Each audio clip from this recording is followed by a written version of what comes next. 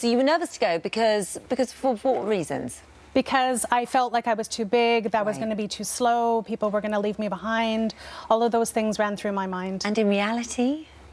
None of that happened. The woman that coached us was a plus-size woman, and she really taught me that athleticism can be at every size. So you are fit.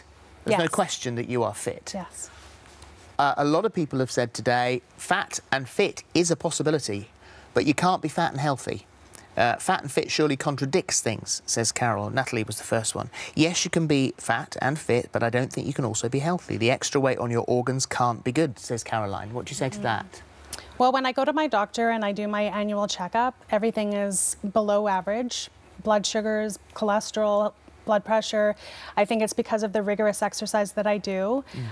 So right now I'm 100% healthy, so I can only speak to my own personal health. Yeah. You must eat less, exercise more, eat healthily. And even our Dr. Zoe says, you know, she agrees with you, but you must be eating too much, otherwise you still wouldn't be overweight.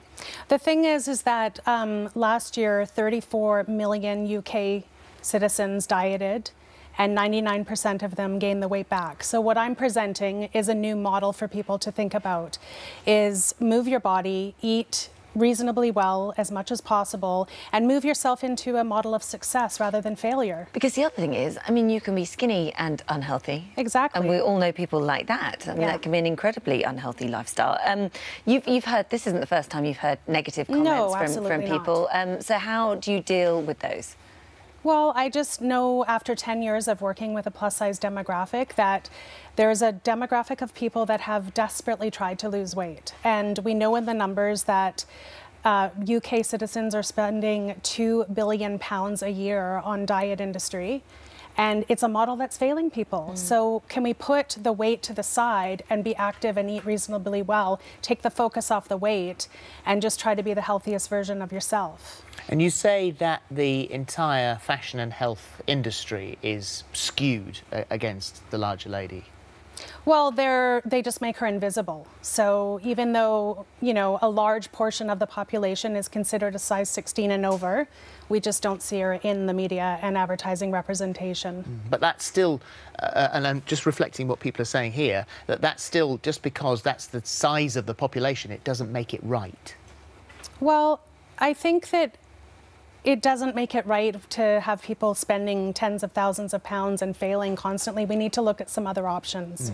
Okay, so you're going to show us some of your moves today. Simple things that you can fit into your life. And this isn't just for people, like plus-size people or big people, even if you were slim or skinny and you still want to boost your strength. We're not ruling anybody's shapes out here. It's just a few quick moves that you could do.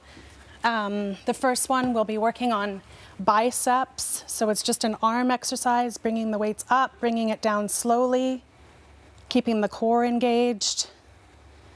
And how many of those would you have to do? I would do 10 of these, and I'd probably repeat what I'm going to do 3 sets, just for a basic morning workout. So I'll put those down.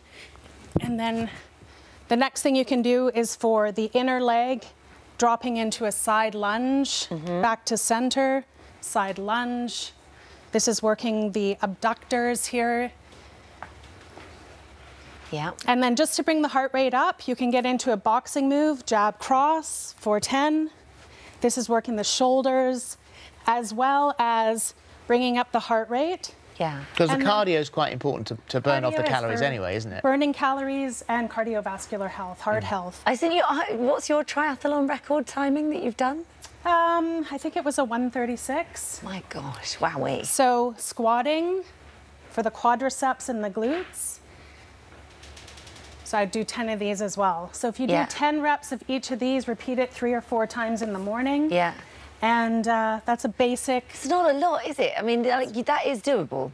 It's very doable to start. It's a starting point. Yeah. And do you still eat donuts? I have a donut once in a while. I did when I was in Portland. So what advice would there be? I'm not talking about you specifically, but people who do that. I mean, does that sort of give you a passport to say, right, OK, I've done my exercises today, now I can go and have a kebab? Well, I do talk about that in my book as well. It's not, I don't recommend rewarding with food because that can get into a bit of a slippery slope. People think, well, I ran 10K, so I'm going to go you know, have this massive breakfast. It's all about keeping health in mind. And being aware of what you're eating. Yeah. Okay, all right. Thank you very much indeed.